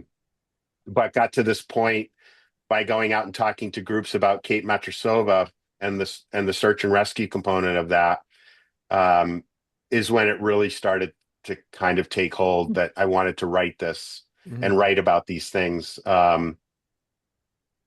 Yeah, as a passion. Yeah. So you Yeah. and you have a full-time job, and this is Yeah, just on the side. That's amazing. I mean, it's a passion. yeah. This book, I have to say, the book itself, like it it's not just it would have been easy, not that it would have been easy, but it would have been, one approach would have been just to write the story of what happened here, right? And then, but it seems like it's like an annotated bibliography in a sense, like there's very little that is passed off as just like casual opinion, right? A lot of it is, the people, you just pull in experts from left and right, and then who explain it and break down every aspect of the story, so that even if you don't know, like I'm not a climber, so I don't know, I'm learning more about it, but like just the details of what the climbing equipment was like in 82 compared to now, and how the crampons used to break off in the cold, and the styles of axes and how that got brought to the region, and the whole evolution of that. It's just it's quite impressive, and entertaining, the whole thing is. Thank you. And in the case of Kate, I mean, sadly, she didn't survive, and we don't have her voice. And so I tried to avoid conjecture and Mm-hmm. really focus on data, um, Mm-hmm. from her handheld GPS. Yes. Where was she at what time? And then what was the weather doing? And then leaning on experts to talk about what it can be like in that Yes. area at that time in those conditions. And Mm-hmm. yeah, I tried really hard to do that. Yeah, yeah. So here's when you were younger, when you were doing those early writings, what were you writing about as a child? I'm just kind of curious, like what were your stories about? I'm Uh, dying to know this. I think like the one that comes to mind, fourth grade, and I still have it. It was like a 10-page, but it was that paper where the lines are spaced like 3 inches apart. So Yeah, it was sure. like 8 to 10 pages, and I thought, wow, I wrote a 10-page paper in fourth grade. Except maybe in today's world, it would be a page and a half. Yeah. Um, so yeah, the creative side, just wanting to do things like that. And then in undergrad, I absolutely loved, I had a creative writing class. I had a nature writing class. Oh, okay. um, Uh-huh. and just So what was your story about, though? The one that The in a fourth grade haunted story. house. a It haunted was a house. haunted Okay. house. Yeah, Okay, cool. which Yeah, may yeah. have been a metaphor for the school environment that I found I myself in, I would right? agree. So I'm with you on that. yeah. Very good. What is your, like, what's the history of your relationship with nature and the mountains? Do you mind sharing like how that evolved? Yeah, I can credit my parents for that. We grew up in central New Hampshire, and were regularly hiking Rattlesnake Mountain near Squam Lake, which then led to Mount Morgan, Mount Percival, the Ridgepole Trail. And then in fourth grade, you start the kickoff of getting out into the White Mountains on field trips. Mhm. I was taught how to rock climb by my middle school industrial arts teacher, in between fifth and sixth grade. That is the person I still consider to be my hiking and climbing partner and mentor. Um, Wow. yeah. Um, and then that progressed into really a love of being out in the winter above tree line and ice climbing and alpine type routes with him. So Oh, that's really where the passion comes from. gotcha. So uh, it's interesting. A lot of some of the things that you mentioned in your book were um, different things that happened and sometimes side stories. But a lot of these things, it's kind of like reading a fire code. Like if you want to know why a fire code exists, it's because of something. Like, the triangle shirt factory. Okay, you're not allowed to lock doors, and every time something goes bad, what people adopt, it institutes change and things like that. Certainly, what happened in '82 was a change, a historic change in the way that things were, that the community changed its approach. The time that the hikers got caught on cannon, the climbers got caught on the face of cannon, kind of changed the way that search and rescue and how all that was done as far as bringing in more technical, more of a technical rescuers. And then also Ormsby back in 1900, right? I mean, that was certainly another thing where they discovered, listen, even the strongest of us is vulnerable. So we need a hut system, right? So are there other, is that something that you think you'll be writing about in the future, like other historic events that changed that really changed the landscape of search and rescue? Yeah, the one I'm working on right now it's an older story, and there are some examples of search and rescue kind of being on the edge or maybe even over, in the wake of what happened in 1982, and the fact that the one I'm writing about now, there was some additional change that followed, that I'm looking forward to sharing with readers. Okay. All right. Let's see. Josh or Anna, did you guys? I have a question. Yeah. What's your favorite hike in the Whites? Adams. Oh, yeah? Yeah, I love Mount Adams. Can you say a little bit more about that? I think for two reasons. I love the remoteness of the Northern Presidentials. Okay. And I had climbed that with my hiking partner in the winter, and we went up the King Ravine headwall, and it was just an amazing day. But then, as part of research for Where You'll Find Me, I retraced Kate's steps with the team leader that led the team that located her, Wow. and just being with him there in that moment was, I'll just never forget it. So Yeah. I just have a number of reasons why I love that. I love Lafayette too. It's such a beautiful big mountain feel to it. I'm a big fan of Welch and Dickey. Yeah. It's Amazing trail. it Yeah. really is. Yeah. Yep. Yeah. Yeah. Yep. Hitchcock Gully and Crawford Notch is a big favorite of mine too. So Okay. I just want to point out, Art and Anna, that he hasn't mentioned the Hancocks here at all. no, Okay. I have my places. So just we all do, right? There you Yeah. go. Yeah, no doubt, no doubt. Maybe I can ask something about sort of the White Mountains specifically. Thinking about the Kate Matrasova tragedy, do you feel like people respect the potentially terrible weather of the White Mountains enough? I mean, everybody has heard that the Mount Washington has the worst weather, but do you still feel like people don't take it seriously enough, and that the White Mountains deserve its own place in sort of winter potential disaster based on weather?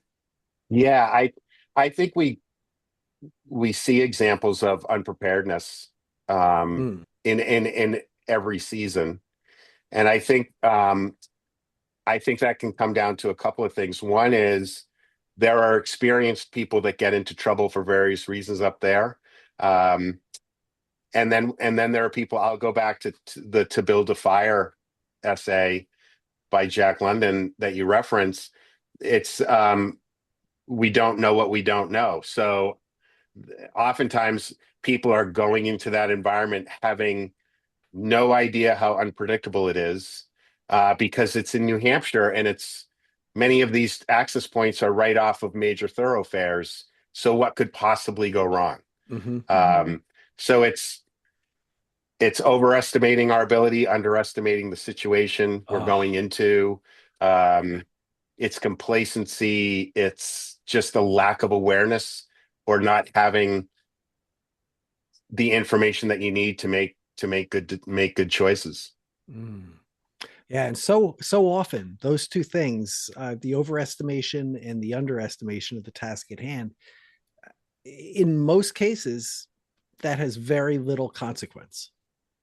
You Yeah, know, that's the thing. Oh, that's where luck comes in. Yeah. I'm right? going to have to walk my Right. marathon. You know, I'm going to have to walk the last 6 miles if I don't hydrate or if I didn't train hard enough. But like that doesn't work, you know, in the whites. So And we're all, I don't want to generalize or focus on one particular group or what have you. We're all susceptible to this. Mhm. It's just, I think in the mountains, in the White Mountains in particular, it's amplified when something goes wrong and we read about it, we hear about it, or we're there dealing with it. Mm. Mm. So do you think that the approach that if you were to compare New Hampshire search and rescue organizations to something like around a European setup like around Mont Blanc, um, like how which approach do you feel is you know what do you think of those two? If you consider theirs as kind of, if I'm not wrong, from what I've read, it's more of a full service, whatever we have, like, we're going to just have helicopters at the ready, Mhm. for whatever you need. Yeah, they have professional rescue services, Mm. and when I say that, what I'm talking about is you have organized, paid professional rescuers. We have professional rescuers, but most of them are volunteers, Hmm. in support of the paid services of New Hampshire Fish and Game, United States Forest Service, the New Hampshire Army National Guard. Um, but I think that the level of technical competency and expertise around technical rescue, um, it's amazing here, Hmm. and particularly within the volunteer rescue community. Yes. They Yeah. they are um, they're exceptional at what they Mm. do. They Yeah. train. Um, yeah, I won't get too far into it, but they provide training to people who are in top tiers of their professions, their mountain activities. Mm. Yeah, it's really impressive. Mm. Yeah, just to kind of hit on that a little bit, you talked about in detail how they took a Black Hawk helicopter in extreme winds up to Lafayette and basically landed it on the top of uh, on the top of trees and snow, and basically did a hover, just touching the touching the helicopter to the snow for 12 minutes as a group went out and pulled people back to the helicopter, right? Yeah, and that was historic, for two Yeah. reasons. One, that type of helicopter rescue hadn't been executed in the White Mountains in a storm at night ever. Mm-hmm. It has not happened again. Mm. And James Osborne, who was rescued off the summit, and transported to Littleton Hospital, to this day is the coldest dryland hypothermia patient in the northeastern United States to be fully revived. Hmm. His core temperature was in the 70s, Oh. and he's one of the coldest in the country. Mm. There have been Yeah. colder for dry land, but it's a short list, and he's on it. And I think that goes to the level of expertise and teamwork that exists within this small state that we live in. Yeah. Yeah. It is. It is. So so how does it? It's interesting reading. If you go onto Facebook and or if you read any of the search and rescue reports, it's a lot of it almost seems like tongue in cheek, like a wink to the community, like these people were not prepared, and like I think most of us are kind of watching this trying to see if they were prepared or not. So Yeah. maybe we could talk a little bit about the safe, to kind of give like the answer of what we're talking about when we're talking about that. I think like the Safe Hiker program. Yep, there's Hike Safe, Yeah, Hike Safe program. and their website, which I strongly encourage people to Mm-hmm. visit. Maybe even if you're not a hiker, there's a list of 10 essentials there that I think some of which can be helpful in the glove compartment or the trunk of your car. Sure. We live in the Northeast here, but I Mm-hmm. think when you talk about Facebook and the posts and the not prepared and the judgment, I understand where that comes from. I would just remind folks that we were all novice at one point. Yes. Yep. Yeah. With whatever it is we were doing. That's So that's a great point. Yeah. that's how we learn. Yeah. So I guess like we encourage everybody here to learn, right? I don't want to hear that one of my friends went up there and did something, you know, made a simple mistake that was an innocent enough mistake, like, oh, you know, I forgot my extra headlamp today, or I forgot, a compass. And why do I need a compass? I have a phone. Oh, well, if you pull your phone out in like 3 seconds and it's that cold, your phone's just going to die. So, you may not be able to work off of that. So, yeah, so that we'll have links to that in the show notes. And I'm thinking like I assume that with all the communication and the information sharing now, probably that's expanded exponentially in the last 10 years, that things are better. Like in the Hike the 4,000 footer Facebook group, someone will say, what are the conditions on blank? I'm gonna go there tomorrow. Like, is that your sense in the community that this is only a positive? Is there any, I mean, there is some judgment, that comes out on that page occasionally, but overall, I just think, wow, how amazing is it that you can ask, was anyone at this trail yesterday?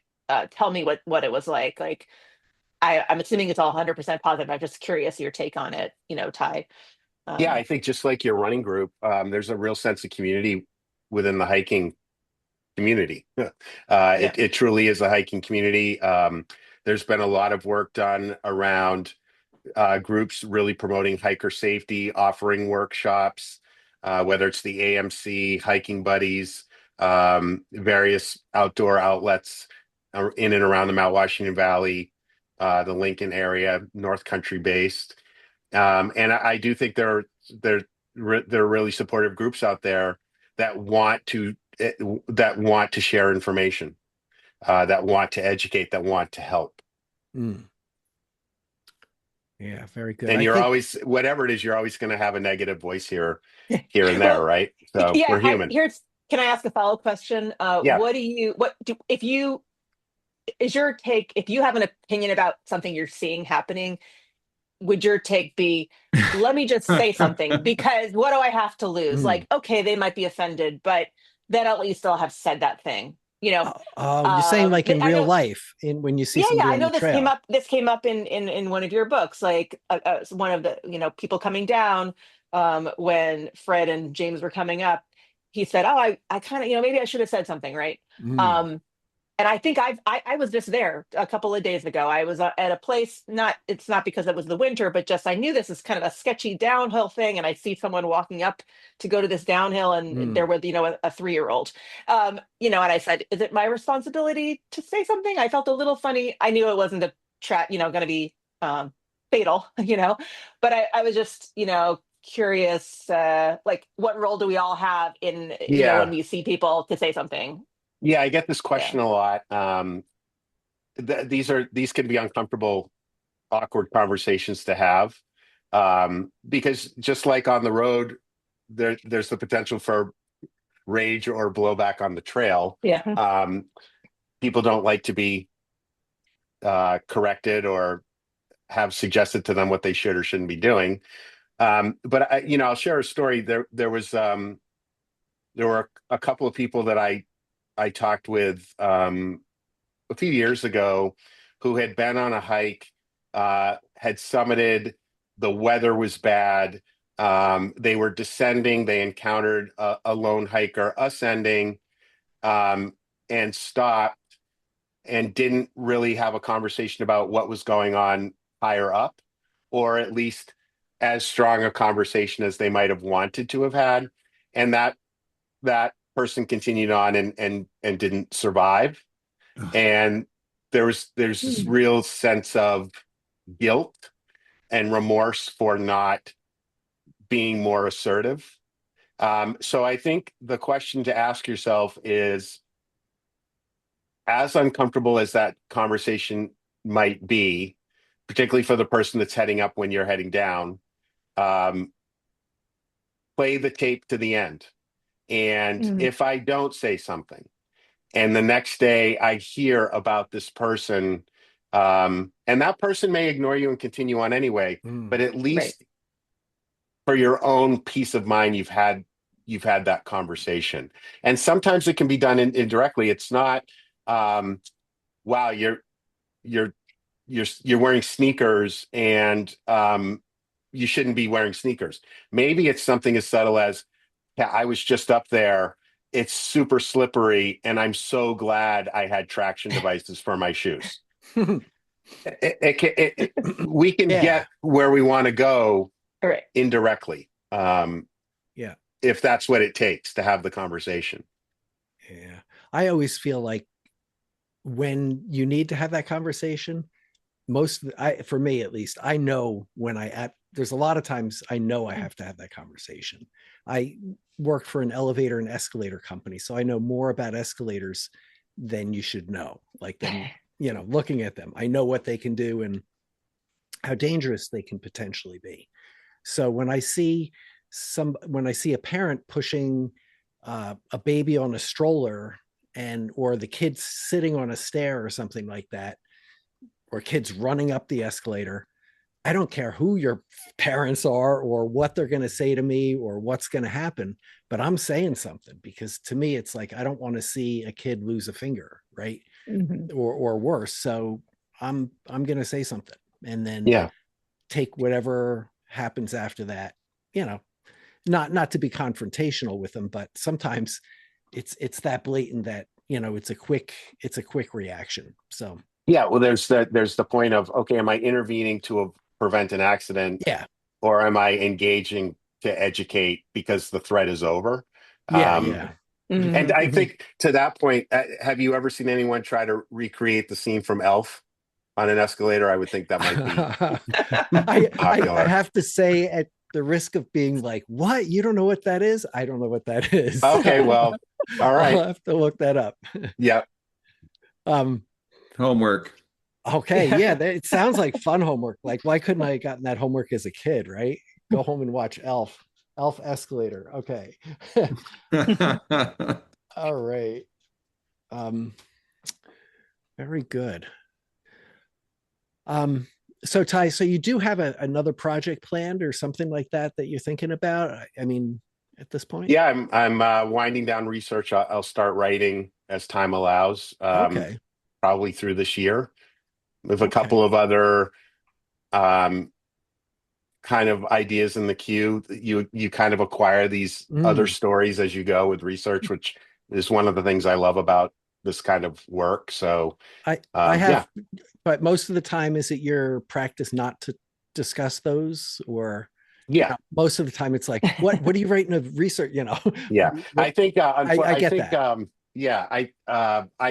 that. I would say it is better known what I'm writing about now, because there are people I've obviously been talking to who have shared that, and it's kind of come back full circle. Which I get that. No one's restricted from talking about it, but I generally won't start talking about it until it's either in print or in publication. Gotcha. Okay. All right. Well, then I have an idea that I'll float to you after. Okay. I have something that I'd love to see what you would, a topic I'd love to see what you could do with it. So is that the trip to Whaleback? Yeah, maybe. Okay. It's like, yes. Yep. So, no. So if one wanted to buy your book, right, or buy any one of your books, the best place, I mean, right off the top of my head, I would say go to the Mountain Wanderer would be a good place to go, right? Yeah, I have them available on the website, but I Mm-hmm. would prefer that you go to an independent bookseller and Oh, okay. support, whether it's Forrest and Mountain Wanderer. Shout out to him. He's a great guy. Yeah. Any independent bookseller can get, if they don't have it in stock, they can get the book. Yeah. Okay. And now, not to put you on the spot, but did you say you were going to have a book signing with him, or maybe down the street in Lincoln?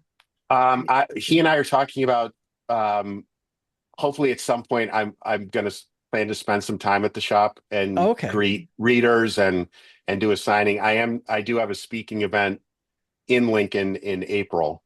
Mhm. But Forrest and I have been in conversation about at some point me spending some time at the store to support him. Okay.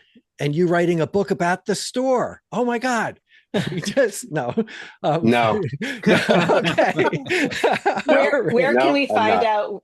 Where can we find out, like when you have your speaking events and things like Yeah. that and other stuff? Yeah, I'm not really good at that. I usually rely on the inviting groups, social media that I can repost, but Mhm. I need to Okay. get better about posting the events to my Instagram or to my website. Okay. So yeah. Okay. All right.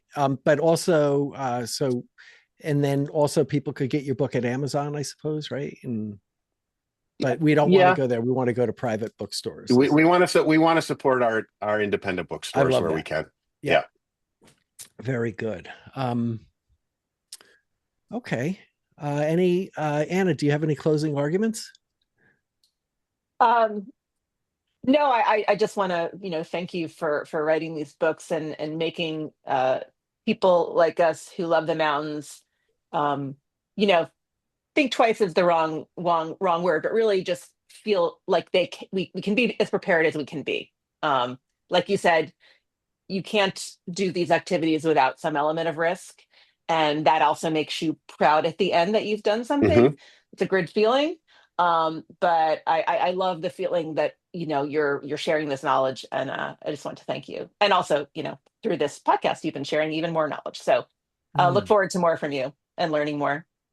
Thank you. Yeah, that idea that just to be able to empower people to say, hey, you know what?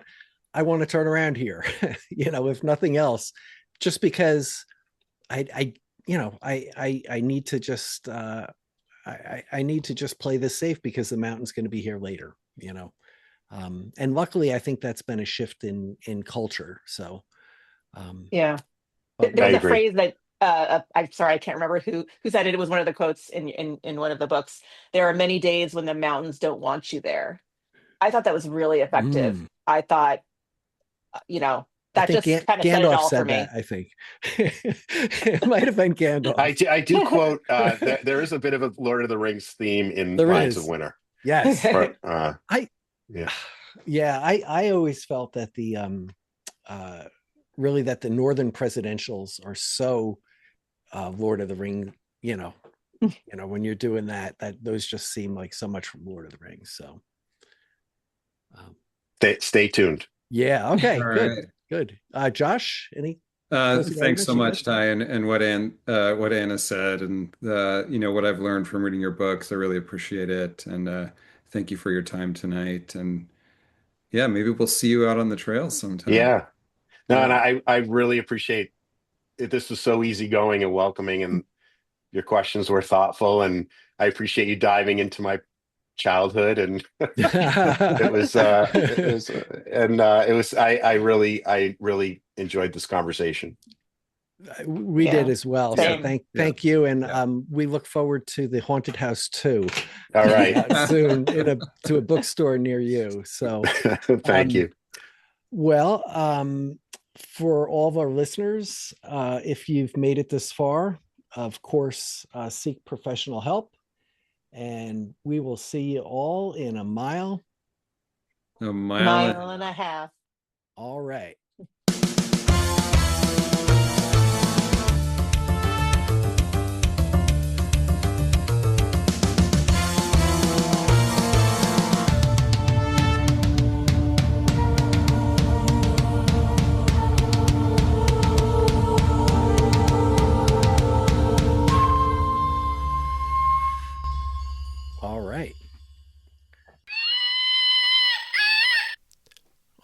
right. Well, I hope everybody enjoyed that episode. I know that I definitely did, and Anna, Josh, and I are still talking about this the next morning. So before we close out this episode, I did want to take a minute and thank all of our Patreons out there, including the following. All right.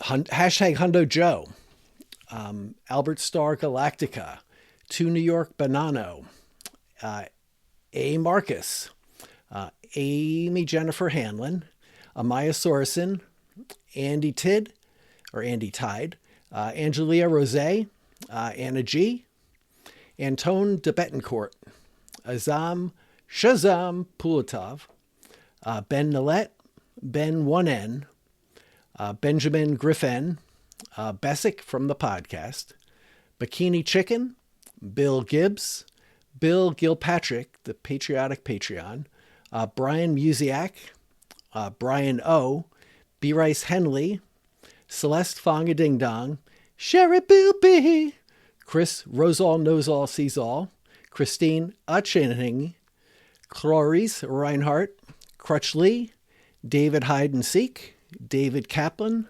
Emily Mayer of Cultra City, Enrique Teo, Eric Wester, Franklin Gandiaga, Fred Wills, Joffrey Myler, Walter Greg Mathau, Hot Sweaty Balls, JJ Duran, Jack I. Smith, Jamie Myler, Jessica Crandall, Jillian Ellefson, Joseph Morris Rowe, Josh Ellen's ex-girlfriend. Wow, there you go.